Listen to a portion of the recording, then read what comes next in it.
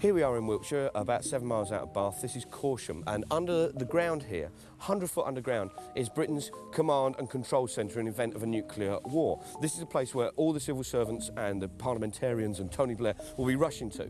It can actually house and hold 5,000 people in this huge series of underground bunkers. It's basically a city underground.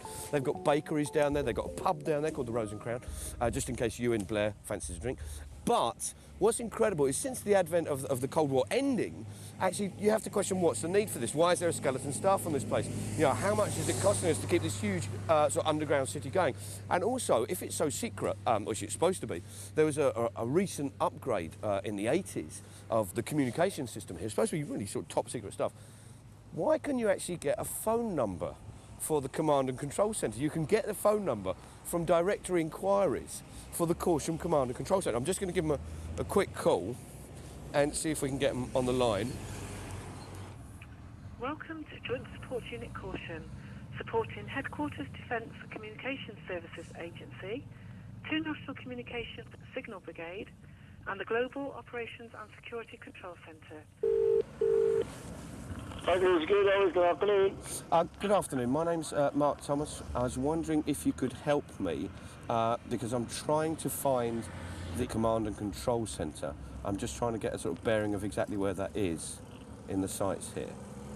Well, I'm not at liberty to give you that information, sir, because I don't know who you are. I may be talking to anybody for all I know. Mark Thomas, Channel 4. How are you doing? Obviously, what we're going to ask you. You're right there. How you keeping? Not so bad, yeah. We're filming there, Yeah, obviously.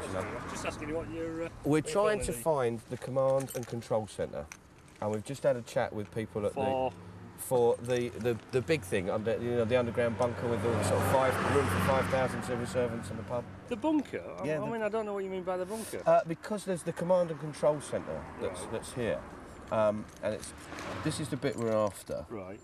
So we're after the Whitehall bit, really. That's what we're after, this bit here. Well, it doesn't exist until you know. So it's not there? No. Pleased to meet you. Susie Thompson, press Pleased to officer meet here. you, Susie. How are you? What can I do for you? What we're after seeing was the Burlington bunker, Right. if we could.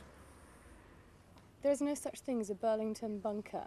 Right, okay. It's a word that's bandied around and we certainly don't use it. Okay, We have underground tunnels. Right, can you give us a few, I mean, we'd really like to get our bearings to where actually the command and control centre is. There is no command and control centre. So what you're telling me is the Burlington bunker complex, something that would have, be the receptacle for civil servants to work during course of wartime or nuclear war or anything like that. That doesn't exist. You're saying that doesn't exist. No, it doesn't exist. And it hasn't existed. I'm unaware of that. That's probably classified information, but certainly, we have no knowledge of that. Right. I think it's a word that is bandied around willy-nilly, frequently in papers. And yes, we have underground tunnels, but we don't refer to it as Burlington at all.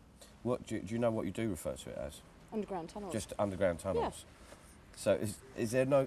Do you have no bit of it that you give a name to? No. So it's just. You do. We don't. We just call it the underground tunnels complex. Simple as that.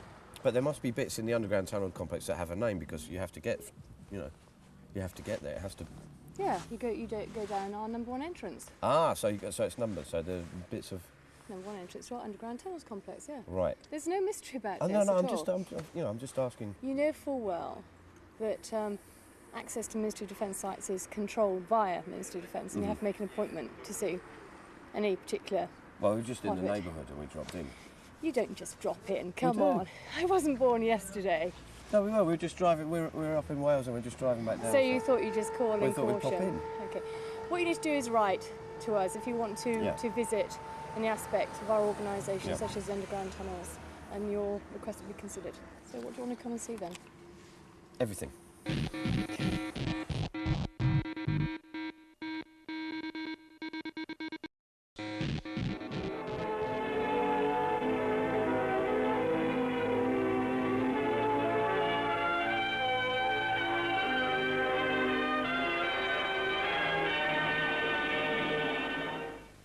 This is Porton Down. This is the MOD's chemical and biological weapons testing establishment.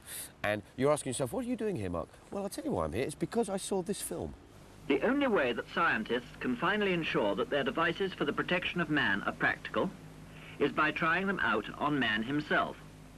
A respirator designed to protect a human being cannot be tried out on an elephant. Well, have you been here before? I have, sir. Good. Well, there you are. You see you others. It can't be all that bad. He's come back for a second try. Now, in the mid-50s, the government were considering doing testing of nuclear shells on the ranges here. And they decided it might be a bit too embarrassing lobbing radioactive materials around the place. But we managed to get a map from the Public Records Office which showed the area they were going to fire the shells in. And they've called it Palestine. Here in the heart of Wiltshire, a little bit of the Gaza Strip. Now, I don't know what significance that is, but quite odd. Excuse me, gentlemen. Have you got authority to carry out filming here? No, sorry, we didn't realise we had to have authority. Yeah, you should have authority. Who are you, please? I'm Mark Thomas from Channel 4, pleased to meet you. Please, have you got some ID on you, please? Certainly I have. And, sorry, what was your name? Have you stopped filming? Have you any complaints about your treatment or the amenities whilst you've been here? No. When you go away, don't talk to your pals or to civilians about anything you've seen or which you've heard about during your stay here.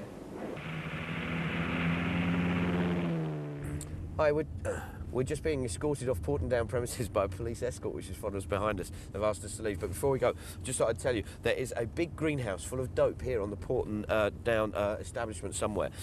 Last year, the Home Office granted for medicinal research a licence to grow the dope for GW Pharmaceuticals. It's here, it's somewhere. Somebody one day will find it.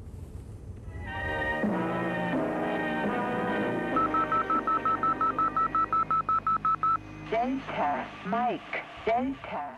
You've seen some of the absurdities that are thrown up with a culture of secrecy, but there are other stories, other issues that are far more important. Equally as absurd in some ways, but far more serious. Stories which are hidden and concealed from our view, which we know the merest details of. This is RAF Greenham. This was where the American air bases were, this is where the nuclear weapons were, this is where massive protests took place. And there's a thing a little while ago that came to light called Operation Overture, which was a scheme run by the government. What they meant was that they would take soil samples of Britain's nuclear establishment and try to work out the traces of radioactive elements in the area. They would therefore make comparative analysis of other countries' soil samples and try and locate where their nuclear bases were. In the course of doing this, two scientists from AWE, the Atomic Weapons Establishment at Aldermaston, published a report because they found that here at Greenham, in the 50s, occurred a dispersal of uranium. Now, it wasn't huge, and there seems to be no present danger, but at the time, the government was saying nothing happened. The scientists go on to actually say that they suspect it relates to an incident in 1958 when an American plane crashed and burnt here, and they suspect that a nuclear weapon was actually on board. Again, the government completely deny this. Now, there's a map here that shows the dispersal of uranium, and if you can look, this is the runway goes along here, this is where the runway goes along, and you can see, according to this map of the traces of uranium, the uranium has been dispersed by the planes taking off and landing. Now, we don't know for certain whether there was a plane here